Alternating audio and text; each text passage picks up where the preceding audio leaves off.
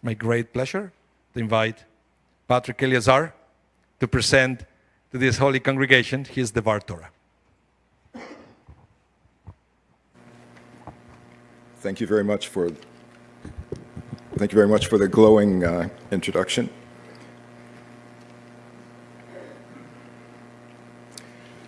Out of respect for Rabbi Mas, I won't attempt to tell a joke today.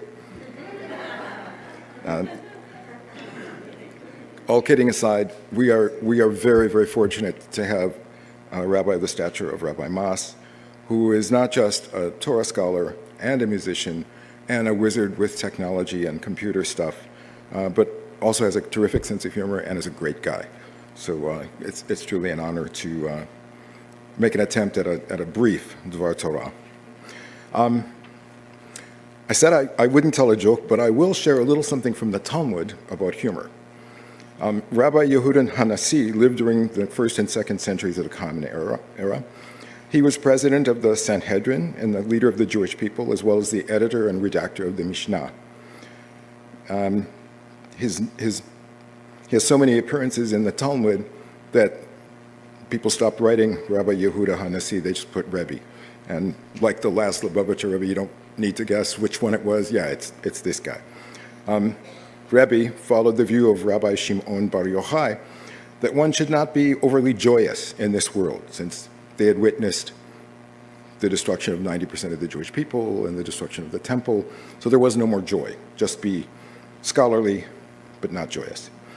As things would have it, though, his pious scholarly pupil, Elazar ben Kapara, no relation, who had no such problem, enjoyed a good laugh and engaged in jesting to make others laugh. So when Rebbe made a wedding feast for his son Shimon, he did not invite Bar Kapara out of fear that his pupil might make him laugh. Bar Kapara not only crashed the party, but also graffitied the wall of the wedding hall. 240 million dinars were spent for this wedding hall and food, yet Bar Kapara was not invited. If for those who transgress God's will, so much wealth is granted, how much more so for those who obey God's will? Rabbi Yehuda Hanassi then sheepishly invited Bar Kapara in, at which point Bar Kapara added to his graffiti, if for those who obey God's will so much wealth is granted in this world, how much more so will be granted to them in the next world? And that's from Babylonian Talmud, Nedarim 50. So don't let anybody tell you that Jewish humor started in the Catskills or the Borscht Belt.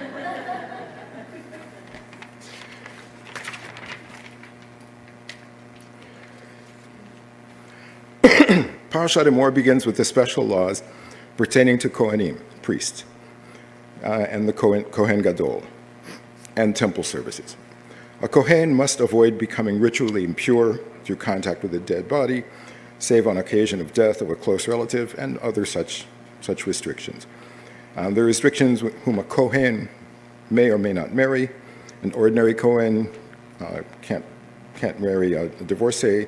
A Kohen Gadol can only marry a virgin. I don't know how they verify that, but in those days it was probably easier. There are also lines on what would nullify a Kohen from serving in the holy temple, or nullify a particular animal from being offered up as sacrificial offering. The Torah then goes on to discuss the lighting of the menorah in the temple and showbreads, the lechem panim, placed weekly on the table there. Emor concludes with the incident of a man executed for blasphemy, and the penalties for murder, death, and for injuring one's fellow or destroying property, compensation. The middle part of Emor, which is the part that I like, starts by listing the annual callings of holiness, the Mikra'e Kodesh. And Barb read that beautifully this morning, but we Sfaradim have a special little lilt that we give to it. So, pardon me if I offend anyone with my singing. Ele Moadei Adonai Mikra'e Kodesh Asher Tikreu Otam Be'mo'adam.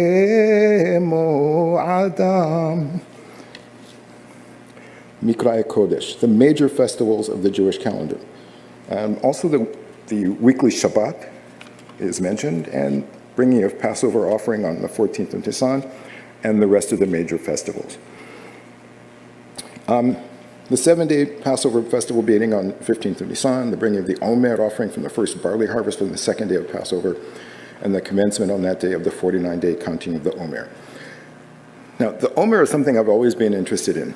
I'm a nut about etymology and derivation, and sometimes when I don't understand the root of a word in Hebrew, Hebrew is not quite a dialect of colloquial Arabic, but they're so close together that a lot of times I can get some illumination. So I looked up what is an Omer, that root, Ain Mem Resh, in Arabic. And sure enough, colloquial Arabic, like Hebrew, the word for how much of something or how many of something, like we say kama ze ole, how much does this run? They say in Arabic, akam, kam, same word. They don't pronounce the aleph in front, but kam. But interesting, that's only for things that you can just count, 1, 2, 3s. But things that you count up, count down. For instance, how old are you? In Hebrew, ben kama ata, the son of how many are you, which is pretty awkward, but that's how we do it. In Arabic, guess what? They use the root, ain mem resh, kadesh amrak, amr. So it's for things that you count up. Now, most things, marbe simcha, we say always make joy increase. Most things we count up. Actually, we don't. We usually count down to things that we're anticipating, right? 2 more shopping days till whatever, or 2 more days left of it, or only one day, oh my gosh. We count down for most things that are important. But for some reason, for this, we count upwards, which makes it kind of special. The Omer, some people say 49 days, 7 weeks, but it's actually 50 days. Well, I went to the Arabic again, and the word for 50, khamsin, chamishim, like our word. There are 50 days in the year about this time when hot desert winds blow, and they can destroy crops.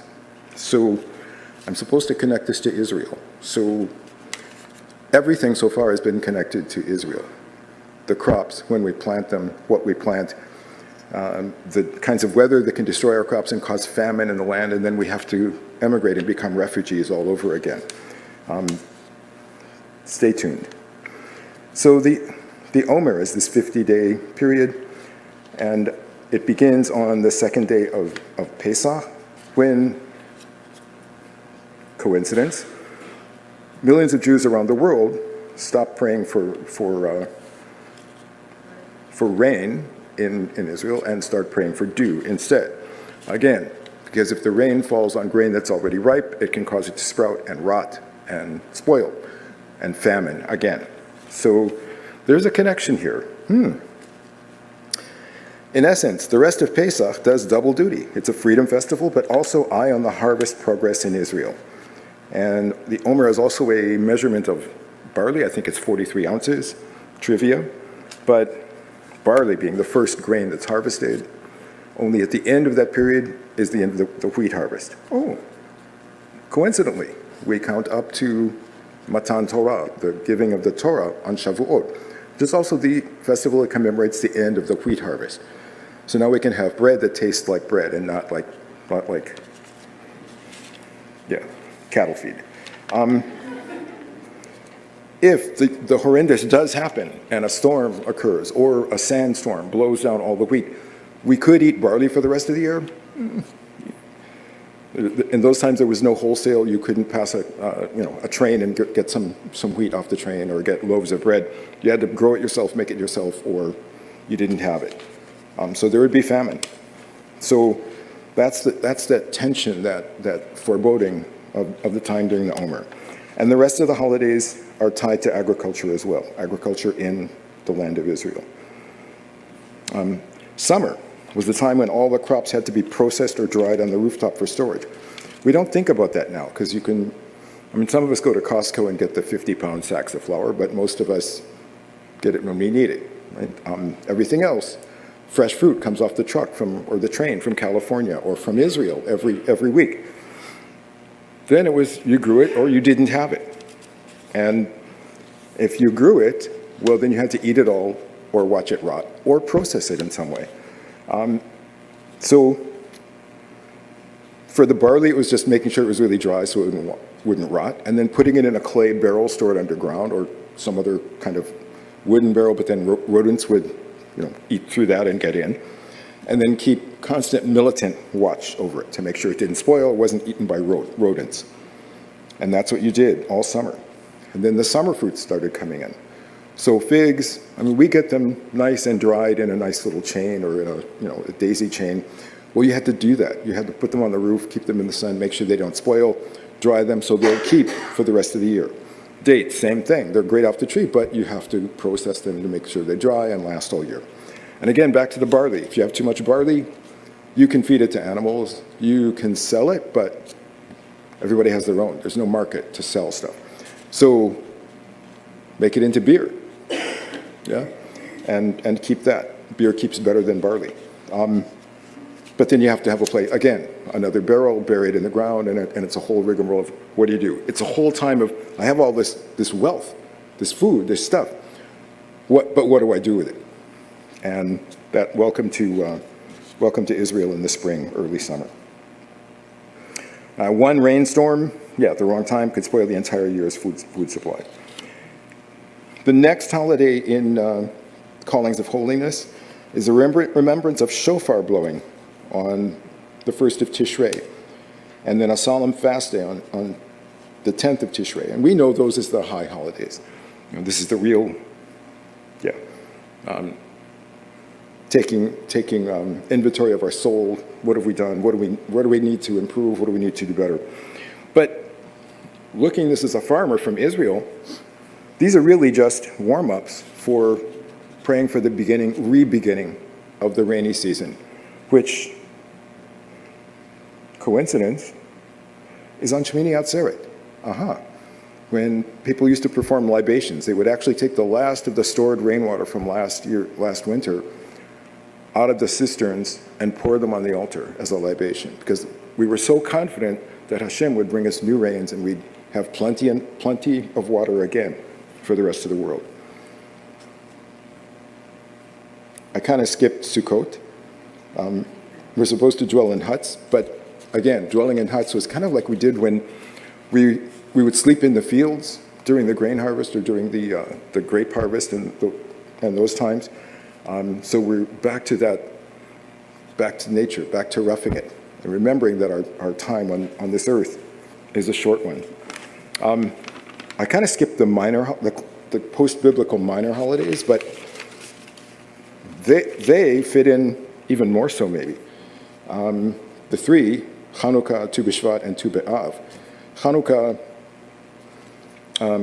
olive oil harvest. Doesn't get any closer than that.